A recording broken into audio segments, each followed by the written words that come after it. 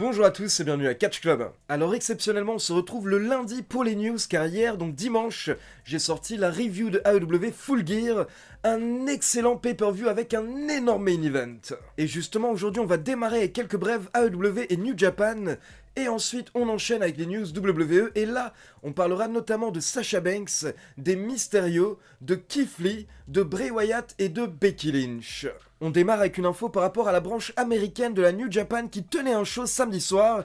Il s'agissait de Battle in the Valley. Et lors de ce show, nous avons le catcheur Jonah qui a fait ses débuts à la New Japan, d'abord pour confronter Moose et ensuite pour porter un splash sur Juice Robinson. Et donc pour info, Jonah est en fait Bronson Reed, l'ancien catcheur de NXT. Ensuite, toujours lors du même show Battle in the Valley, nous avons eu un dream match entre Kazuchika Okada et l'ancien Buddy Murphy. Mais attention, ce n'est pas tout car après le match, nous avons Will Ospreay qui est venu confronter Okada, et Will Ospreay a lancé un challenge à Okada. Et donc le résultat, c'est qu'en janvier prochain, nous avons Wrestle Kingdom, qui je le rappelle sera sur 3 soirs, les 4, 5 et 8 janvier. Et donc le main event de la nuit 1 sera Kazuchika Okada contre le champion du monde de la New Japan, Shingo Takagi. Et dorénavant, nous connaissons le main event de la nuit 2, car le vainqueur du match Kazuchika Okada contre Shingo Takagi affrontera Will Ospreay pour le titre lors du main event de la nuit 2 de Wrestle Kingdom. Ensuite, il faut savoir qu'il y a une semaine, le catcheur Kenta, également connu sous le nom de Hideo Itami lors d'une sombre période, a remporté le titre US de la New Japan. Et directement après sa victoire, Kenta a effectué une promo en coulisses où il a challengé CM Punk. Et je rappelle pour ceux qui ne sont pas au courant que le finisher de CM Punk, le Go to Sleep, est à la base une prise de Kenta. Donc justement, Kenta a dit qu'il est l'heure de Go to Sleep pour CM Punk. Et du coup, depuis, tous les fans attendent un potentiel match entre Kenta et CM Punk. Pourquoi pas justement lors du prochain Wrestle Kingdom. On enchaîne avec quelques brèves par rapport à AEW Full Gear, et d'abord, pour ceux qui ne sont pas au courant, il faut savoir qu'il y a une dizaine de jours, la Ring of Honor a annoncé qu'elle libérait toutes ses superstars de leur contrat. Donc on s'est retrouvé avec une énorme vague d'agents libres, et il y en a un qui vient de signer avec la AEW, il s'agit de Jay Lethal qui a annoncé sa signature lors de AEW Full Gear.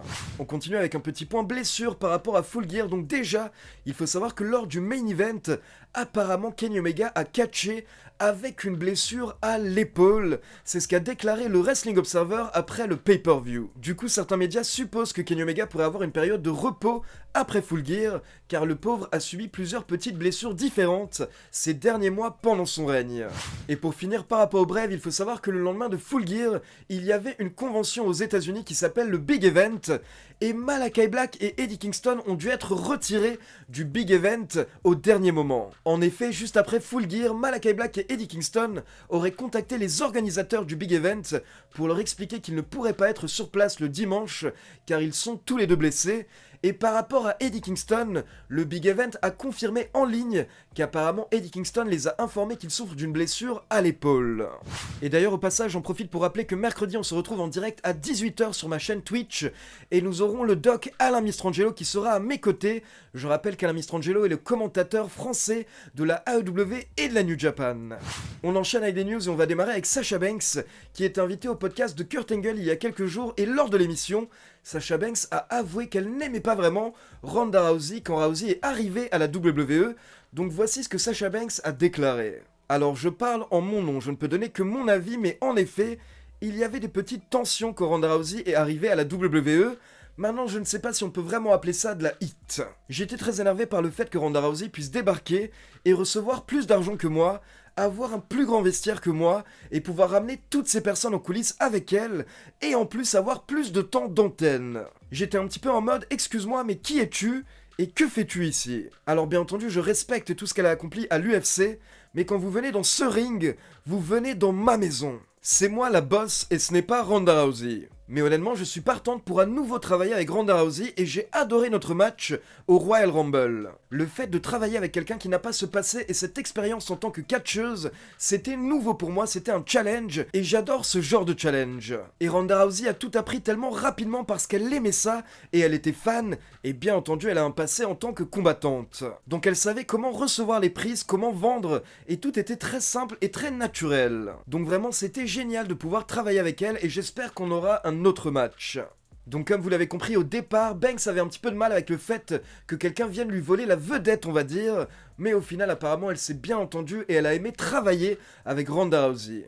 On enchaîne avec une petite rumeur qui nous vient du Mad Men podcast et de Andrew Zarian, qui est habituellement très bien informé par rapport à la WWE. Et bien cette semaine lors de son podcast, il nous a annoncé que d'après ses sources, la WWE devrait séparer les Mysterio et on devrait même avoir un heel turn de la part de Dominic pour avoir une rivalité entre les Mysterio père et fils. Donc d'un côté c'est pas très étonnant parce que la WWE adore ce genre de storyline qui mêle la famille, mais d'un autre côté c'est un petit peu étonnant parce que les Mysterio avaient tous les deux déclaré dans différentes interviews qu'ils ne souhaitaient pas s'affronter et qu'ils ne souhaitaient pas avoir une rivalité l'un contre l'autre. Eh bien apparemment la WWE ne va pas les écouter. On enchaîne avec une petite info par rapport à Keith Lee qui je le rappelle fait partie des catcheurs et des catcheuses qui ont été licenciés lors de la dernière grande vague de licenciements. Il y a quelques jours, le 8 novembre, le jour de son anniversaire, Keith Lee a posté un message sur Twitter pour se tourner vers l'avenir, vers le futur. Et dans ce message, Keith Lee a indiqué comment il y a quelque chose de positif, même s'il n'a plus de travail, il n'a pas de dette, car il a pu payer toutes ses factures, tout ce qu'il devait à l'hôpital et aux médecins suite à ses problèmes de santé en début d'année. Mais donc Keith Lee a bien précisé que c'est lui qui a dû payer toutes ses factures par rapport à ses frais médicaux, et donc forcément ça a étonné les fans et également tous les médias américains. Du coup, les médias américains ont contacté la WWE pour leur demander des explications, et là ils ont reçu un communiqué officiel de la part de la fédération, où la fédération explique que ce que dit Keith Lee est totalement faux. La WWE aurait réglé toutes ses factures, tous ses frais médicaux. Et dans le communiqué, la WWE précise qu'elle a tout un système de couverture et de protection pour ses employés, et notamment pour les performeurs in-ring. Et la WWE insiste sur le fait que Keith Lee faisait bien partie de ce programme, donc ses frais ont été couverts, et si jamais Keith Lee a un problème au niveau de ses factures, à ce moment-là, la WWE l'invite à directement venir communiquer avec eux. Donc c'est assez particulier comme situation, car d'un côté, on a Keith Lee qui assure que c'est lui qui a dû payer toutes ses factures, et de l'autre côté, on a la WWE qui assure que non, c'est eux qui ont payé. On continue avec une info qui concerne NXT, car cette semaine, la WWE nous a annoncé que le prochain grand show de NXT aura lieu le dimanche 5 décembre, et il s'agit du prochain NXT War Games. Par contre, petit détail, il faut savoir que le show va simplement s'appeler NXT War Games, donc apparemment la WWE va arrêter d'utiliser le terme takeover pour les shows majeurs NXT. On continue avec une info qui concerne SmackDown et Brock Lesnar, car pour info, l'épisode de SmackDown du 10 décembre aura lieu à Los Angeles, au Staples Center. Et justement, pour hyper le show, nous avons le compte Twitter du Staples Center qui a posté un message où ils ont déclaré qu'apparemment, Brock Lesnar a promis qu'il va acheter un billet ringside pour être au premier rang lors de l'épisode de SmackDown du 10 décembre. Donc apparemment, Brock Lesnar sera à Los Angeles, Brock Lesnar sera à SmackDown, et pourquoi est-ce qu'il va acheter un billet? C'est parce qu'il est suspendu, je le rappelle, dans les storylines. Donc pour assister au show, il est obligé d'avoir un billet. Et forcément, on peut supposer que si Brock Lesnar vient à SmackDown, c'est pour mettre un petit coup de pression au chef tribal. On enchaîne avec une info par rapport à Bray Wyatt, car il y a 2 semaines, je vous avais parlé de rumeurs comme quoi apparemment Bray Wyatt souhaitait se lancer dans le monde du cinéma. Et bien ces rumeurs ont été confirmées cette semaine par Jason Baker. Donc déjà, je rappelle que Jason Baker est un réalisateur et un accessoiriste qui avait travaillé notamment sur le masque et l'univers de The Fiend à la WWE. Et bien lundi dernier, lors d'une interview avec le média Metro, Jason Baker a balancé un scoop. Il a avoué qu'il va démarrer un film, il va démarrer un tournage à la fin du mois avec Bray Wyatt. Et bien entendu, Baker n'a pas voulu donner trop de détails, mais il a précisé que le tournage va démarrer dans 2 semaines dans le Tennessee, et donc ce sera bien un film d'horreur. Donc d'ici quelques mois, nous aurons la chance de voir le premier film de Bray Wyatt. Et donc on termine avec Becky Lynch qui a effectué une grosse interview il y a quelques jours où elle a parlé de son embrouille en coulisses avec Charlotte Flair, et voici ce que Becky Lynch a déclaré. Écoutez, je ne sais pas, nous ne nous parlons plus. Voilà, nous ne nous parlons plus. Et une chose que j'ai à dire, c'est que parfois les vestiaires ont besoin d'un héros. Et parfois quelqu'un doit être ce héros. Et personnellement, ça ne me gêne pas d'être ce héros. C'est tout ce que j'ai à dire par rapport à cette affaire. Et oui, bien entendu, c'est beaucoup plus difficile de travailler avec quelqu'un avec qui vous avez de la hit. Car quand vous avez 2 personnes qui veulent travailler ensemble, alors ça peut être magique. Mais par contre, quand c'est tendu et que vous ne pouvez pas faire confiance à votre adversaire, alors vous ne savez pas ce qui va se passer. Vous devez toujours être sur vos gardes, c'est comme un jeu d'échecs.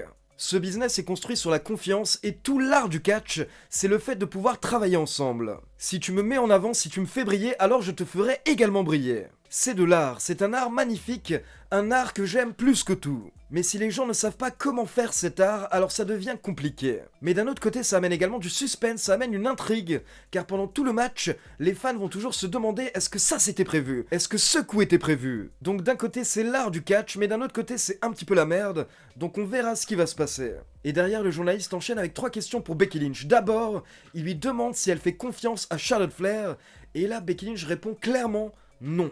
Puis le journaliste demande si les choses sont compliquées, si les choses sont tendues entre Charlotte et Becky actuellement, et là Becky répond simplement oui. Puis le journaliste demande à Becky si à une époque elles étaient amies avec Charlotte et si elles le sont encore, et là Becky Lynch répond simplement nous étions les meilleurs amis, et justement c'est ça qui est triste.